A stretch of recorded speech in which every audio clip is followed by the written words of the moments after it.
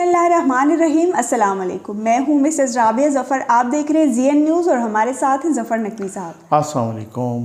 Programme की तरफ बढ़ने से पहले अगर अभी तक आपने हमारे चैनल को सब्सक्राइब नहीं किया तो उसे जल्दी से सब्सक्राइब कर दीजिए ताकि हमारी हर नई आने वाली वीडियो आप तक पहुँचती रहे। जनाब, आज army chief general Qamar Javed Bajwa साहब की लाहौर में रिटायर्ड आर्मी ऑफिसर से मुलाकात हुई है। इस मुलाकात के हवाले से मुख्तलिफ बातें सामने आ रही हैं, उन पर बात करेंगे। दूसरा बात करेंगे कि तहरीक इंसाफ ने मारूफ सहाफ़ी हामिद मीर, आसमा शिराजी और सलीम साफ़ी साहब के घरों का घेराव करने की धमकी दी है, इस पर बात करेंगे। फिर हमजा शहबाज शरीफ वज़ीर आला तो मुंतखब हो गए लेकिन अभी तक इनकी हल्फ बर्दारी नहीं हुई, इस पर बात करेंगे। और आखिर में बात करेंगे कि सुनाए काबीना कल पहले मरहले में हल्फ उठाने जा रही है, इसमें इतनी देर क्यों हुई, इस पर बात करेंगे। जी हाँ, ये बहुत ही इम्पॉर्टेंट है।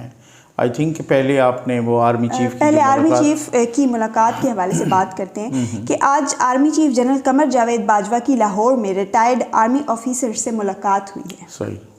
कौम यूथ बहुत उछल रही है कि बस बाजवा साहब ने कह दिया कि चंद महीने बाद इलेक्शन है और फिर इमरान खान साहब दोबारा आ रहे हैं। जी बिल्कुल, ये कौम यूथ की 5th जनरेशन वार इसी को तो बोलते हैं। कौम यूथ तो इस तरीके से है ना, मैं आपको बता, अब वो तलत हुसैन साहब ने भी ट्वीट किया, बाकी लोगों ने भी किया, अब तो ISPR का नोट भी आ गया और ने कहा है कि बाजवा साहब ने वो ये मिस इन्फॉर्मेशन, डिसइन्फॉर्मेशन जो आर्मी को बदनाम करने का प्रोपेगेंडा है, इस पे बात की और कहा कि इसका पूरी तरह से मुकाबला किया जाएगा।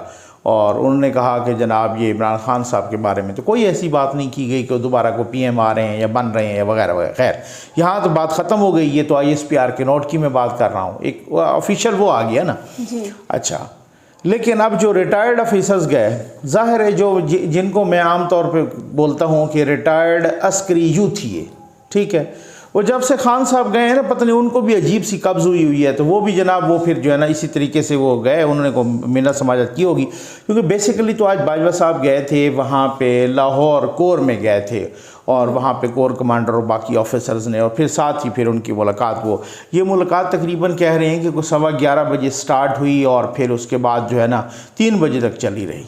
तो बाजवा साहब का बड़ा स्टेमिना है जी। वो लास्ट टाइम वो HE में भी गए तो वो कह रहे थे कि 12 बजे स्टार्ट हुए और 7 बजे तक चले गए, ठीक है ना। तो इस तरीके से वो बड़ा एक लंबा सेशन जो है ना, मैं तो हैरान हूँ कि मतलब वो आज तो खैर रोज़ा भी होगा, तो मुसलसल इतना बोलना और ये बड़ा एक स्टेमिना है उनका।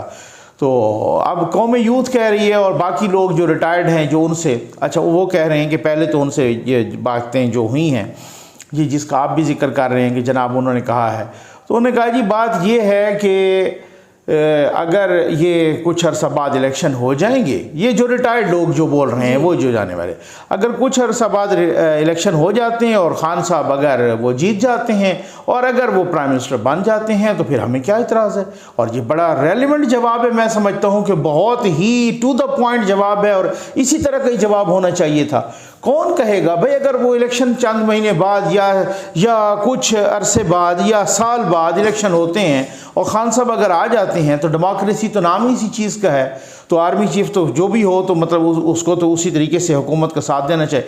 अब इस बात में और जो कौम यूथ बात फैला रही है उसमें ज़मीन आसमान का फ़र्क है कि उन्होंने कहा है कि चंद महीने बाद बस इलेक्शन हो रहे हैं और इलेक्शन के नतीजे में खान साहब आ रहे हैं और बस खान साहब अगले वज़ीर आज़म होंगे और हमारा उनसे कोई मसला नहीं है।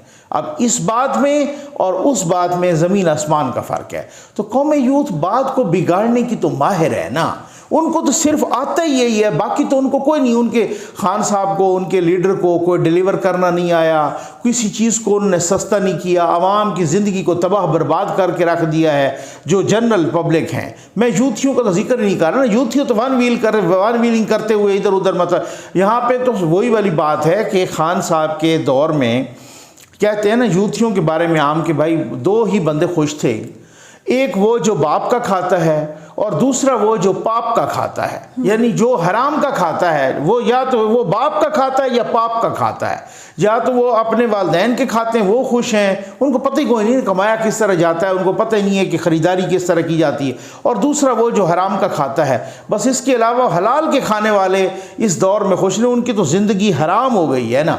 तो ये वाली सूरत हाल सुना है। है कि खान साहब के बारे में बड़े तहफ़्फ़ुज़ात का इजहार किया गया इसी मुलाकात में। जी हाँ बिल्कुल, और वो भी रिटायर्ड जो आर्मी ऑफिसर्स बहुत सारों से हमारी भी बात हुई, और जिनसे बात हुई उनसे भी हमारी बात हुई, ठीक है ना। खान साहब ने कहा है कि देखिए हमने इनको सपोर्ट किया, माना है, सॉरी बाजवा साहब ने, उन्होंने माना है कि जी इनको हमने सपोर्ट किया पॉलिटिकली, इनको हुकूमत बना के दी, इनको सब कुछ करके दिया, ठीक है ना, लेकिन उसके बाद इन्होंने इनकी लेजिस्लेशन में मदद की, इनके बिल पास करवाए। वो जाहिर है वो सबको पता नहीं है कि वो किस तरीके से आमिर लियाकत कहते थे कि हम आए नहीं हम लाए गए हैं। तो उनको कौन ला रहा था? उनको कोई और मखलूक तो नहीं ला रही थी, यही कंट्रोल टावर ला रहा था, ठीक है ना। फ़ोन आते थे कि जी आपने हर सूरत जाना है। कोई एतमाद पे नहीं आना चाह रहा था तो उनको कंटेनरों में वहाँ बंद कर दिया गया, वो पता नहीं कहाँ पे F11 के G11 में। तो बात तो बहुत ही एक इस तरीके से, वो आपको पता है ना। तो बिलों में मदद की, लेजिस्लेशन में मदद की। उन्हें कहा कि नहीं, इन्होंने सोलो फ्लाइट की, इन्होंने हमारी एक नहीं मानी। इनकी एक एरोगेंस इस तरह से कि इन्होंने वो पंजाब के और खैबर पख्तूनख्वा के जो वज़राए आला वो गलत लगा दिए। कहते हैं कि जनाब आर्मी चीफ साहब ने यह भी कहा कि इन्होंने, यानी खान साहब ने, परवेज़ खटक साहब को भी कोई घास नहीं डाली, अलीम ख़ान को भी कोई घास नहीं डाली। ये इनकी एरोगेंस थी। और साथ ये भी कहा कि सुप्रीम कोर्ट को हमारे अंडर तो है नहीं, ठीक है ना। सुप्रीम कोर्ट एक जो है ना एक वो स्टेट का पिलर है, और अदलिया वो तो हमारे अंडर तो नहीं आती कि अगर हमने कोई कहा हो कि इस तरीके से। तो बहरहाल वो ये बातें की कि खान साहब को हमने बड़ा सपोर्ट किया, लेकिन खान साहब अपने गरूर में। अच्छा, मैं आपके व्यूअर्स के लिए एक बात बताता जाऊं कि जब खान साहब ये आ रहे थे ना, या जब लाए जा रहे थे, उस वक़्त भी इस्टेब्लिशमेंट का एक बहुत बड़ा तबका ये चीज़ की रिजर्वेशन अपनी शो कर चुका था, तहफ़्फ़ुज़ात के। देखें आप इसको ला तो रहे हैं, लेकिन ये खामखा तंग करेगा, ये ज़लील ख्वार करेगा हमें। तो कुछ लोगों ने कहा कि नहीं, वो उस वक्त चूँकि बुग़्ज़ नवाज़ बहुत ही अरूज पे था ना, तो वो सब ने वो ले तो आए, लेकिन फिर उसके बाद जब गले पड़ा तो वही सेक्शन उनको कह रहा था कि हम आपको कहते थे ना कि यही ख़राब करेगा, ठीक है ना, यही मुसीबत करेगा। तो अब आप देखें कि उसने किस तरह की। अच्छा, फिर आज मेजर हारिस की CMH में बाजवा साहब ने तिमारदारी भी की, इस हवाले से भी आर्मी चीफ ने कोई बात की? हाँ बिल्कुल बात की है। मेजर हारिस साहब का वो जो हुआ ना कि उन पे तशद्दुद हुआ, और वो सलमान रफ़ीक साहब और हाफिज़ नुमान साहब, उनके बारे में कि जनाब वो को मुलविस हुए, उन्होंने अपने आप को गिरफ़्तारी पेश की कि जी हम तो नहीं थे उस वक़्त, लेकिन फिर भी हम गिरफ़्तारी पेश करते हैं। लेकिन बाजवा साहब ने आज उन्हीं रिटायर्ड ऑफिसर की ज़बानी हमने ये सुना कि बाजवा साहब ने उनको बताया कि बिल्कुल जो जिसने भी तशद्दुद हर हवाले से काबिल मज़म्मत, और वो बहुत अच्छी चीज़ नहीं है, मतलब वो हर लिहाज से काबिल मज़म्मत है, किसी पे भी हो। ये नहीं है कि कोई आर्मी ऑफिसर पे हो या रिटायर्ड पे हो या सिविलियन पे हो, किसी तशद्दुद का बिल्कुल जो है ना हर हिसाब से उसकी मज़म्मत होनी चाहिए। तो बाजवा साहब ने कहा है कि जो लोग मुलविस थे वो बिहाइंड द बार हैं, और वह कानून और आइन अपना रास्ता लेगा।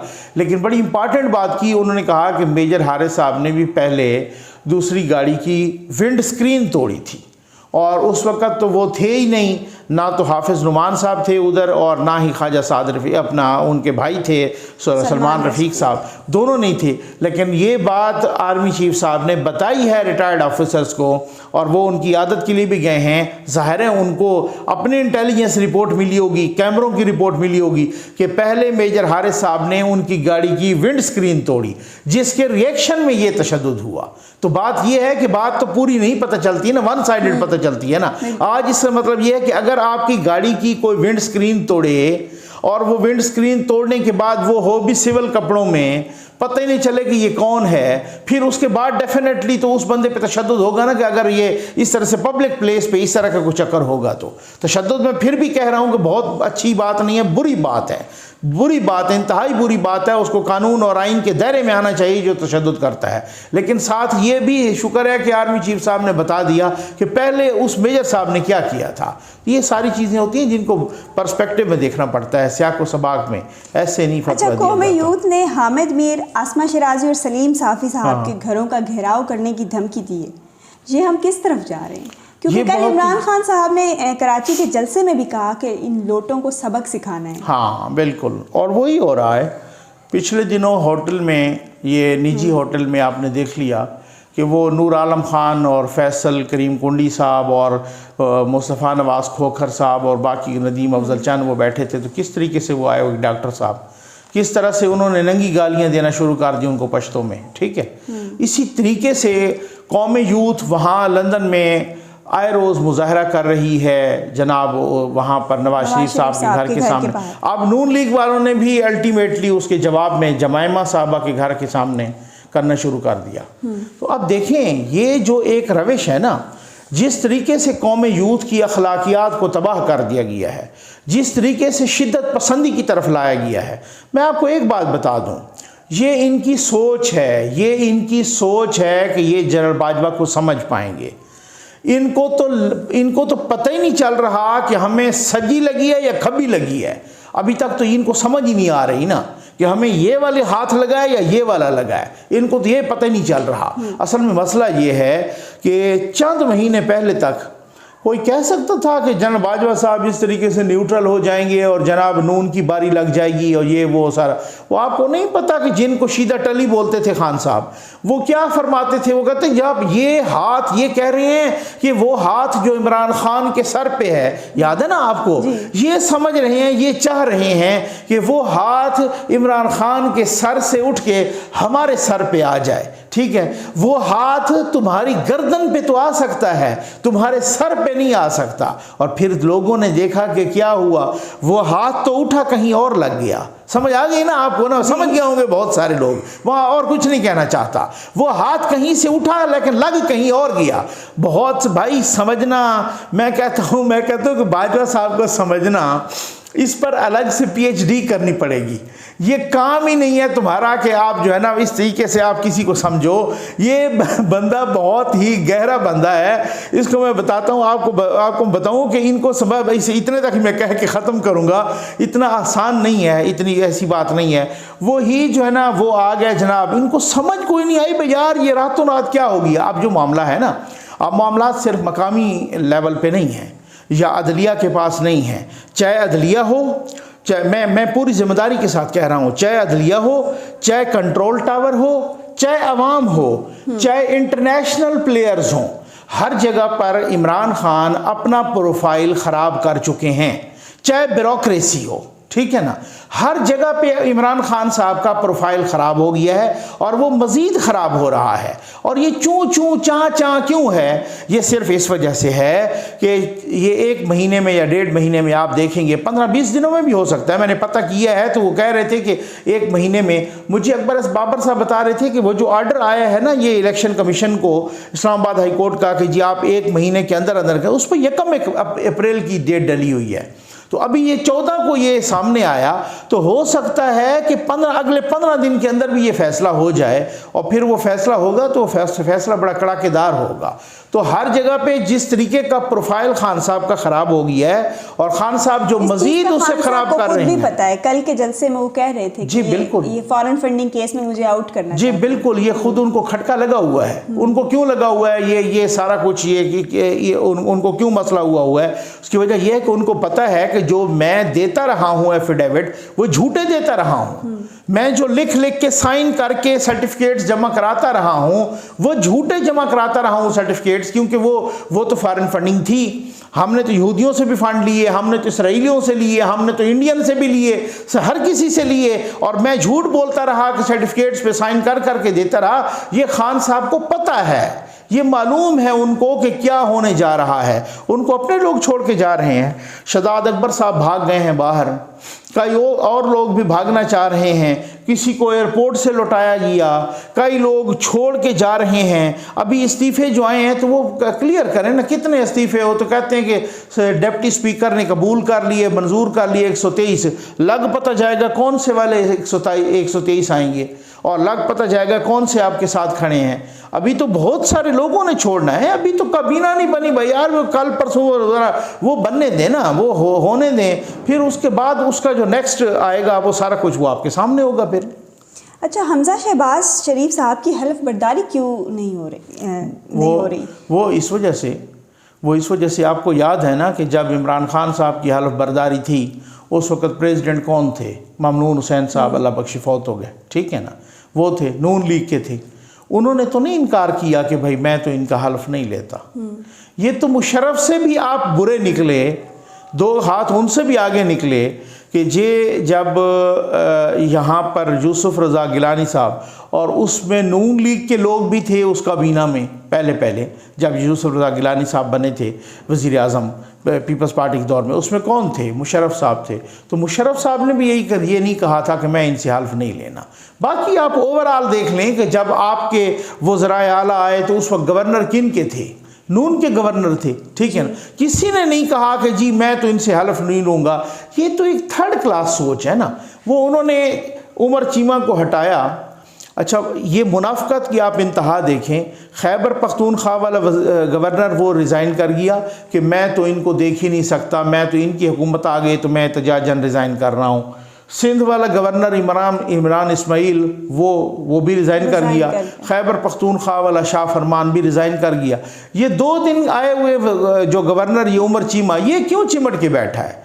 ये सिर्फ़ और सिर्फ वही कासिम सूरी टाइप की शैतानी और शरारत है कि जैसे कासिम सूरी ने नहीं वो किया था कि वो जनाब एक आए भागे आप, बल्कि हम बैठे हुए थे ना वहाँ पे प्रेस गैलरी में, सारे हैरान रह गए कि जब शहबाज शरीफ साहब की तकरीर ख़त्म हुई और अयाज सादिक साहब ने कहा कि बिलावल भुट्टो जरदारी साहब, वो बिलावल भुट्टो जरदारी साहब उठने वाले थे कि आए और जंप मार के वो चेयर पे बैठे कासिम सूरी वो बेशरम, और उन्होंने कहा कि 16 अप्रैल तक जो है ना इजलास को मुलतवी कर दिया।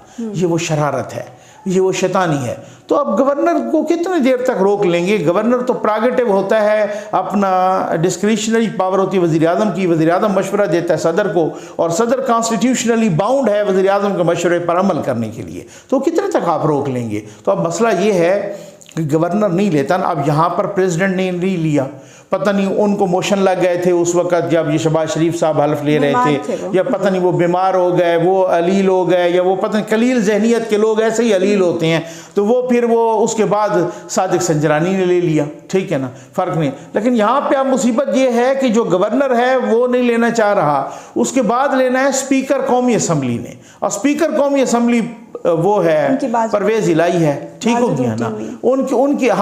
उनकी बाजू टूटी हुई है, ठीक है ना। अब बाजू उनकी जो टूटी हुई है ना, वो भी इस तरह से पुलिस ने उनको कहा है कि आप आओ ना ज़रा मेडिकल करवाओ। अब वो नहीं आता, वो सामने की जो मेडिकल करवाऊँ तो वो तो फिर या तो सच्ची मुच्ची तोड़नी पड़ेगी, ये तो बड़ा मसला हो जाएगा, ठीक है ना, और या फिर मुझे वो एप्लीकेशन वापस करनी पड़ेगी।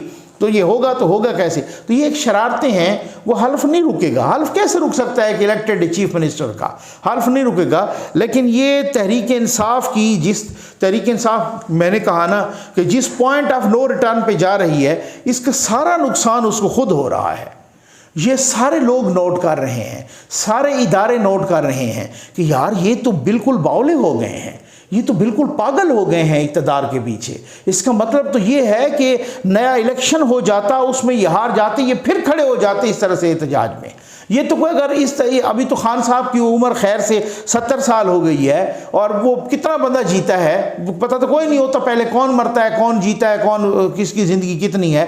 लेकिन फिर भी एक जो रूटीन है, एक आम तौर पे जो एक सूरत हाल है, 70 बरस उनकी उम्र हो गई है। तो ये एक इस तरह की इक़्तिदार की लालच कि हर चीज़ ने, हर इदारे ने नोट कर लिया, इंटरनेशनल प्लेयर्स ने नोट कर लिया। भाई यार ये तो कोई अजीब से बाउली मखलूक आई थी, ये तो कोई पागलपन है, ये तो बिल्कुल कोई जनूनियत है। ये जिस तरीके से उन्होंने कहा था ना सुनामी, ये सुनामी बर्बादी है। ये तो इसका मतलब ये है कि ये तो बिल्कुल ही आप देख लें कि अगर हम नहीं होंगे तो कोई भी नहीं होगा, हम तहस नहस कर लेंगे। और ये सूरत हाल को अब आप अंदाजा कीजिए। काबीना बनने में इतना वक्त क्यों लग रहा है? शहबाज शरीफ साहब अकेले खुद भाग दौड़ तो कर रहे हैं, लेकिन ये पार्लिमानी निज़ाम है, काबीना के बगैर तो हुकूमत मुकम्मल नहीं होती। हाँ बिल्कुल, ये काबीना के बगैर नहीं होती। एक वज़ीर आज़म को तो आप हुकूमत नहीं कह सकते। हाँ, लेकिन बात ये है कि आई थिंक जहाँ तक बात है काबीना की, तो वज़ीर आज़म को आप हुकूमत भी नहीं कह सकते। नो डाउट सुप्रीम कोर्ट के फ़ैसले भी हैं, पूरी हुकूमत होती है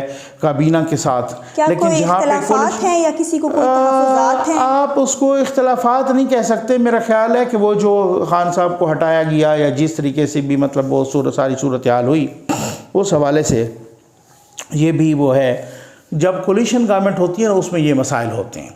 अब मैं आपको बताऊं, कुछ लोगों को सुना है, कुछ ज़राए बता रहे हैं कि कुछ लोगों को मोहसिन दावड़ साहब पे भी एतराज़ था और वो कंट्रोल टावर के कुछ लोगों को था, है समझ आ गई ना, ठीक हो गया ना, मोहसिन दावर साहब पे, उनको नहीं बनाना। अच्छा चलें, फिर उसकी वो सूरत हाल बातचीत हो सकती है। इसी तरीके से कुछ अंदर के लोगों को जनाब राना सनाउल्लाह पे एतराज़ था, कुछ बिलावल भुट्टो जरदारी साहब के जनाब वो उनको वज़ीर ख़ारजा बनना चाहिए या नहीं बनना चाहिए, उनकी अपनी पार्टी कह रही थी। अच्छा कुछ आइनी ओहदे हैं, अब एक आइनी ओहदा तो मिल गया पीपल्स पार्टी को, सुना है कि वो चेयरमैन सेनेट भी चाह रहे हैं। अब इसमें ना थोड़ी बहुत फिर ज़रा बातचीत और ये वो हो जाती है, इसमें डिले। अब इसी तरीके से प्रेसिडेंट के नाम 2 हार्ट जो है नाम है, एक आसिफ अली जरदारी साहब और एक मौलाना फजल रहमान साहब, ठीक है ना। अब उसमें भी वो एक यूँ समझ लें कि कुछ इस तरह, तो मेरा ख्याल है उनकी जो इनिशियली कम अज़ कम जो फर्स्ट स्टेज पे है वो एक सेटिंग हो चुकी है, कि जिसमें जनाब बताया जा रहा है कि कुछ मतलब वो वज़ीर ख़ज़ाना, अभी तो मुशीर ख़ज़ाना होंगे मिफ्ता इस्माइल साहब, शायद जब डार साहब वापस आएंगे तो फिर वो चूँकि सेनेटर हैं तो इस वजह से वो वज़ीर ख़ज़ाना हो जाएंगे। और साथ ही जो है ना इसी तरीके से राना साहब का भी कह रहे हैं कि शायद हो सकता है कल वो वज़ीर दाखिला का उठा लें, बिलावल साहब का, वज़ीर ख़ारजा का, इसी तरह से और भी बहुत सारे नाम आ रहे हैं, वज़ीर इत्तलात मरियम औरंगज़ेब साहबा का। तो इसी तरीके से, लेकिन मैं बात बताऊं कि जो आपने पहले भी डिस्कस किया ना, हामिद मीर साहब, आसमा शिराजी साहबा और सलीम साफ़ी साहब, तो इनके जो घरों पर ये इस तरीके से, ये वो एक चीज़ है काबिल मज़म्मत, और मैं कहता हूँ ये काबिल मरम्मत है। और तमाम सहाफ़ियों ने भी, हमने भी इसकी भरपूर तरीके से मज़म्मत की है और फिर भी मज़म्मत करते हैं, ये काबिल मज़म्मत है। किसी की तनकीदी आवाज़ को इस तरीके से, और ये शिद्दत पसंदी की तरफ जो जा रहे हैं ना, और इन्होंने एक थ्रेट के तौर पर जनाब घेराव करना, अब आप अंदाज़ा कीजिए कि ये इन्होंने घेराव किया और इस्लामाबाद पुलिस ने भी काफ़ी फिर जो है ना कॉपरेट किया, काफ़ी हद तक कॉपरेट किया। तो ये क्या सूरत हाल है कि जो आवाज़ आपके मुखालिफ हो, अभी तक ये यूथिए बैठे FFL और यूट्यूब पर, और उन्होंने जो मर्जी आए उन्होंने उसी तरीके की कोई सहाफ़ियाना कोई हरकत तो की नहीं, उन्होंने तो सारी शिद्दत पसंदाना हरकतें की हैं। वो मरियम नवाज़ साहबा से लेकर आसमा शिराजी और सबके, कभी उनके घरों का भी किसी ने घेराव किया था और किसी पार्टी के सियासी कारकुन नहीं है किया।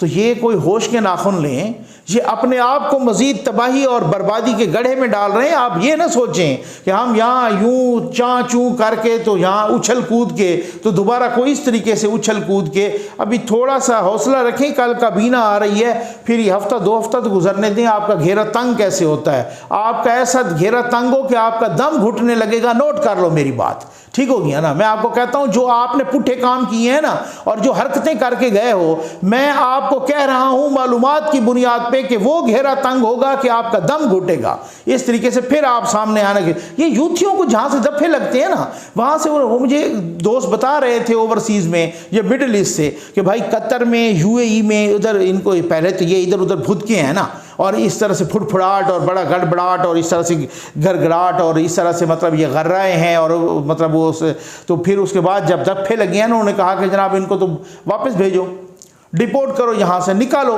तो फिर यूथी बिल्कुल झाग की तरह बैठ गए हैं। वो याद है ना, मैंने कल भी अपनी वीडियो में डिस्कस किया था, इससे पहले वाली में कि आज 17 है ना, वहाँ पर इन्होंने कोई तजाज रखा हुआ है वाशिंगटन में, वाइट हाउस के सामने। वहाँ उस पोस्टर पे लिखा हुआ था नो एंटी अमेरिका स्लोगन, किसी किस्म का अमेरिका के खिलाफ कोई स्लोगन नहीं लगाना।